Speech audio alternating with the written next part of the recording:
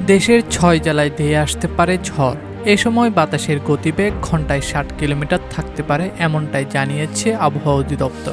মঙ্গলবার দেওয়া এক বিজ্ঞপ্তিতে জানায়, রংপুর, রাজশাহী, ময়মনসিংহ, যশোর, কুষ্টিয়া ও সিলেট অঞ্চলের উপর দিয়ে দক্ষিণ বা দক্ষিণ পূর্ব দিক থেকে ঘন্টায় ৬০ কিলোমিটার বেগে ঝোড়ো হাওয়া সহ বৃষ্টি বা বজ্রবৃষ্টি হতে পারে। এ সময় এসব এলাকার নদীবন্দরগুলোকে ১ নম্বর সতর্ক সংকেত দেখাতে বলা হয়েছে। এদিকে সবশেষ সারা দেশের জন্য দেওয়া ১২০ ঘন্টার পূর্বাভাসে বলা হয়েছে, আজ ঢাকা, বরিশাল, চট্টগ্রাম ও সিলেট বিভাগের অধিকাংশ জায়গায় এবং রাজশাহী, ময়মনসিংহ ও খুলনা বিভাগের অনেক জায়গায় অস্থায়ীভাবে দমকা হাওয়া সহ হালকা থেকে মাঝারি ধরনের বৃষ্টি বা বজ্রবৃষ্টি হতে পারে। সেই সঙ্গে সারা দেশের কোথাও কোথাও মাঝারি থেকে ভারী বর্ষণও হতে পারে। সারা দেশে দিনের তাপমাত্রা সামান্য বাড়তে পারে এবং রাতের তাপমাত্রা প্রায় অপরিবর্তিত থাকতে পারে।